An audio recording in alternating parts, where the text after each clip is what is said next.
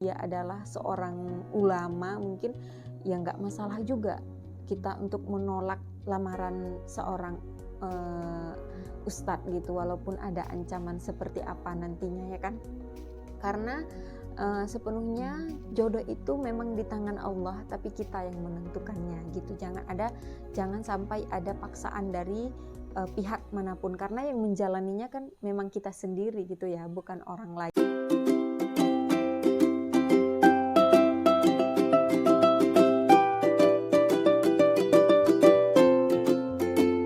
Halo semuanya, hari ini aku bakal nge-review novel lagi. Kali ini itu novelnya ini judulnya Suluh Rindu, penulis Habibur Rahman El-Shirazi. Bukunya ini itu diterbitin oleh Republika pada bulan Juli 2022. Jadi ini cetakan pertamanya. Sebenarnya buku Suluh Rindu ini adalah duologi pembangun jiwa. Jadi ada buku pertamanya ya. Buku pertamanya itu judulnya Kembara Rindu. Ini buku keduanya. Yang Kembara Rindu udah aku upload video di sebelumnya. Jadi kalau yang di buku pertamanya itu, di Kembara Rindu, diceritakan bahwa si Syifa dan si Ridho di situ kan belum menikah, belum berkeluarga, dan si Ridho sedang memperjuangkan pesantren yang hanya dikhususkan untuk santri laki-laki saja, sedangkan masyarakat menuntut untuk ada santri perempuan. Jadi si Ridho ini sedang mencari pasangan gitu. Jadi disinilah terjawab nanti siapakah pasangan Ridho, siapakah pasangan Syifa gitu. Novel Suluh Rindu ini itu tebalnya ada sekitar 500-an halaman, itu lebih tepatnya 594 halaman, hampir 600 halaman. Menurut aku ini tebal dan lumayan berat, jadi kalau untuk dibawa lumayan ya melelahkan, tapi kalau kita baca pasti nggak lelah karena isinya itu penyejuk jiwa banget. Tema besar dalam novel Suluh Rindu ini itu menurut aku lebih kepada perjodohan, kemudian tentang pembagian warisan, dan pastinya tentang keredaan kita terhadap semua yang Allah berikan kepada kita, terhadap semua musibah ataupun terhadap semua cobaan yang Allah berikan kita, bagaimana kita menghadapinya dan bagaimana kita meningkatkan kesabaran, seperti itu.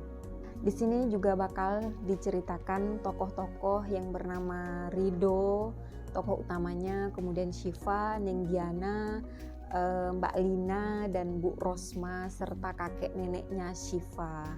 Di novel kedua ini kita bakal diceritakan bagaimana konflik perjodohan Syifa dengan orang yang tidak dia kenal sama sekali, tapi sayang nenek dari Syifa ini setuju akan perjodohan itu. Dan di sini nanti ada dilema Syifa untuk menerima atau tidak perjodohannya, karena satu sisi dia sudah menganggap neneknya itu seperti orang tuanya sendiri, dan neneknya bahkan mengancam kalau misalnya dia tidak menerima perjodohan itu maka dia tidak dianggap lagi sebagai cucu, maka neneknya itu nggak mau dipanggil nenek lagi, gitulah istilahnya. Terus si Syifa ini juga merasa galau ya kali, karena satu sisi dia pengen menolak perjodohan karena dia sama sekali nggak kenal dengan laki-laki itu, tapi di sisi lain dia nggak mau menyakiti hati neneknya, apalagi sudah tua renta. Jadi mau tidak mau dia akan memilih jalan untuk menerima perjodohan. Nah, neneknya ini menjodohkan dia dengan laki-laki yang kaya raya itu karena dia menganggap bahwa Syifa itu tidak boleh mendapatkan laki-laki yang lebih rendah daripada teman tetangganya. Jadi tetangga nenek ini itu ada anaknya nikah. Nah, anaknya itu dapat suami yang kaya raya juga, punya mobil, standarnya itu punya mobil.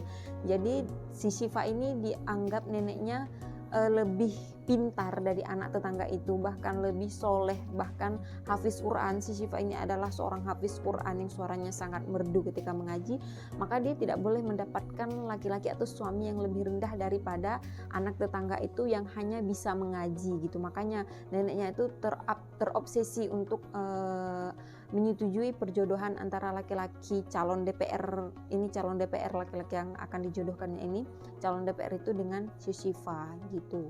Nah, itu contoh perjodohan antara Syifa dengan suaminya, dan Syifa ini kan nurut ya apa yang dikatakan neneknya.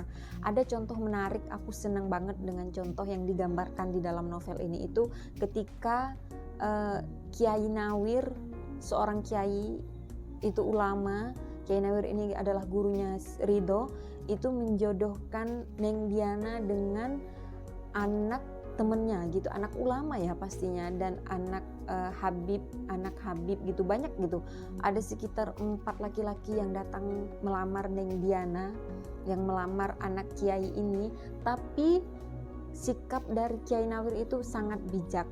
Dia enggak memaksa Neng Diana untuk menerima lamaran, walaupun itu adalah kiai sekalipun, walaupun itu adalah ulama sekalipun, walaupun itu adalah anak ulama besar sekalipun. Kiai Nawir itu sepenuhnya memberikan keputusan kepada Neng Diana untuk menerima perjodohan atau menerima lamaran itu. Dan menariknya, si Neng Diana malah menolak. Jadi di situ kayak digambarkan kita, nggak masalah loh kalau kita nolak laki-laki yang memang dianggap oleh orang lain adalah laki-laki baik, bahkan ya ustadz gitu ya, pencinta ilmu mungkin, atau dia adalah seorang ulama mungkin, ya nggak masalah juga kita untuk menolak lamaran seorang ustadz gitu, walaupun ada ancaman seperti apa nantinya ya kan. Karena sepenuhnya jodoh itu memang di tangan Allah, tapi kita yang menentukannya gitu. Jangan sampai ada paksaan dari pihak manapun, karena yang menjalaninya kan memang kita sendiri gitu ya, bukan orang lain. Dijodohkan boleh, tapi diputuskan itu harus atas diri kita sendiri gitu. Jadi aku suka banget dengan sikap seorang ulama seperti Kiai Nawir itu, ini digambarkan seperti itu. Jadi senang sih di sini nanti kalau kalian yang sedang mencari jodoh itu kayaknya cocok baca buku ini, bagaimana nanti sikap Neng Diana itu untuk tidak mau menerima lamaran itu pasti ada dijelaskan alasan-alasannya, bagaimana kita menolak lamaran itu, dan bagaimana Kiai Nawir itu memberikan kebebasan kepada anaknya untuk memilih pilihannya sendiri, memilih pasangannya sendiri gitu. Ketika si Syifa sudah memilih untuk berpisah dengan suaminya, nah di situ baru ketahuan ternyata suaminya itu gay. Mohon maaf kalau aku spoiler sedikit, tapi banyak kok cerita-cerita yang gak aku ceritakan di sini dan kalian kayaknya bakal harus baca bukunya. Jadi ternyata gay, maka neneknya itu merasa sangat menyesal gitu ya, karena kesengsaraan dari si Syifa, dan ternyata si Syifa belum pernah disentuh oleh suaminya sendiri. Jadi dia memilih untuk berpisah karena nggak beres juga ya suami kayak gitu. Nah ketika si Syifa sudah berpisah, dia melanjutkan kuliah ke luar negeri, kalau nggak salah di timur sana. Dia melanjutkan ke luar negeri di sana, dan si Ridho melanjutkan pesantrennya untuk membangun sebuah pesantren. Kemudian dia mulai mencari pasangannya gitu. Di sini nanti si Neng Diana ini dijodoh-jodohkan gitu sama kakaknya itu dengan si Ridho. Ridho ini kan pernah menjadi kadimnya Kiai Nawir, tapi si Neng Diana itu nggak mau karena dia merasa si Ridho ini adalah kadim gitu, asistennya ayahnya. Jadi dia kayak enggan dan segan untuk menerima perjodohan itu. Tapi pada akhirnya ya gitulah, kalau kadang kita nggak boleh ngomong nggak suka ya, akhirnya jodoh juga. Pada akhirnya Neng Diana berjodoh dengan Ridho. Nanti Neng Diana itu pendarahan, jadi dia meninggal dunia setelah dia melahirkan anak keduanya. Jadi setelah mereka happy, setelah mereka itu semangatnya ya membangun sebuah pesantren dengan Ridho, dan pesantrennya itu udah maju sampai sudah ada wisudawannya yang hafizah gitu, wisudawatinya juga yang sudah hafizah udah lulus, sudah diwisuda. Tapi Ridho diberikan oleh Allah cobaan besar lagi, yaitu si Neng Diananya meninggal. Di bagian Neng Diana meninggal aku nangis sampai aku itu kepengen sholat gaib Aku padahal cuma baca novelnya, tapi aku kayak ngerasain gitu kehilangannya seorang Neng Diana yang begitu menyayangi suaminya, yang begitu semangat dalam membantu suaminya mengembangkan sebuah pesantren gitu, dalam mendidik santri-santrinya. Jadi kayak sedih aja sih gitu, lagi seneng-senengnya tiba-tiba harus meninggal kayak gitu. Bahkan umurnya kan masih muda juga digambarkan di sini. Jadi kita kayak disadarkan umur itu enggak menentukan nasib seseorang, umur itu enggak menentukan kapan ajal akan datang kepada dia gitu. Bahkan lagi happy-happynya kita, bisa aja di saat itulah Allah akan menjemput kita. Aduh, jadi merinding deh. Di sini juga kita bakal diceritakan beberapa informasi mengenai hal-hal yang tidak berkaitan dengan perjodohan, seperti contohnya kopi. Nah, di sini aku baru tahu bahwa kopi itu ternyata awal mulanya itu dari Yaman, dan itu digunakan oleh para ulama untuk mereka bisa terjaga sepanjang malam. Jadi mereka minum kopi itu supaya bisa terjaga sepanjang malam, supaya mereka bisa bermunajat kepada Allah, supaya mereka bisa menulis gitu sepanjang malam, menulis kitab-kitab gitu. Nah, kalau kita sekarang gunakan kopi untuk apa? Coba kalian jawab di kolom komentar. Selain itu nanti ada informasi tentang literasi Indonesia. Jadi di sini si Rido mendapatkan informasi di sebuah majalah opini itu tentang kritik terhadap literasi di Indonesia.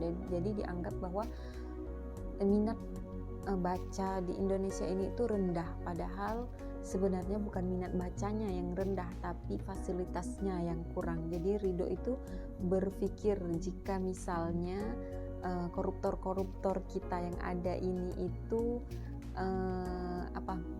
memberikan uang koruptornya untuk dijadikan sebuah sumbangan, membeli buku-buku, dan buku-buku itu bakal dikirimkan ke pelosok-pelosok dunia, pelosok-pelosok Indonesia lebih tepatnya, maka mungkin literasi kita itu akan meningkat, tidak menjadi yang paling rendah lagi, karena menurutnya tidak adanya fasilitas yang memadai, makanya rendahnya minat baca dan rendahnya literasi di Indonesia. Kalian setuju nggak sih dengan pendapat Ridho seperti itu? Apakah memang benar-benar minat baca di Indonesia ini itu rendah, atau fasilitasnya yang nggak ada?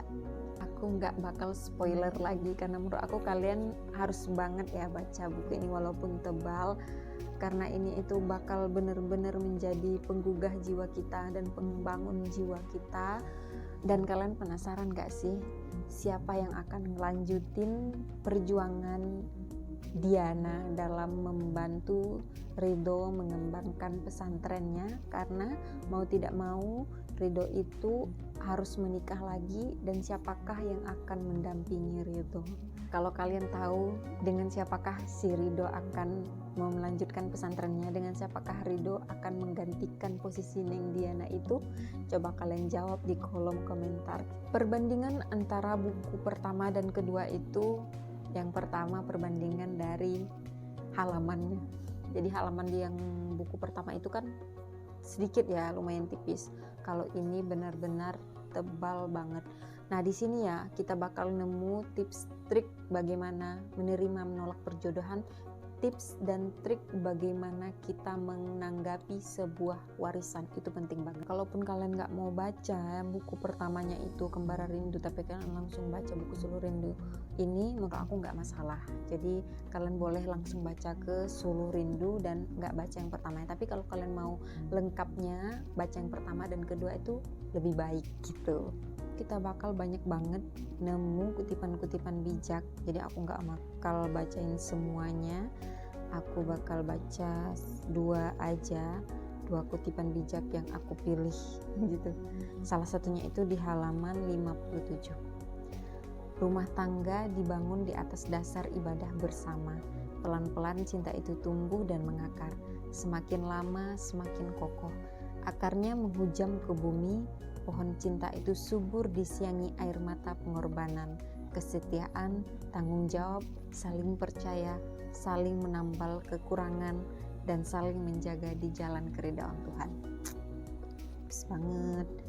Itu ini kutipan yang kedua. itu ada di halaman 361. Hanya dengan takwa, cinta, dan kasih sayang akan abadi dan membuahkan ridho ilahi di akhirat nanti. Semoga kita selalu senantiasa menjadi ahli surga dengan pasangan kita sendiri, dan semoga bagi teman-teman yang sedang mencari jodohnya benar-benar menemukan tambatan hati yang diidamkan banget gitu ya. Oke, sekian review novel Suluh Rindu dari aku. Selamat membaca, bye.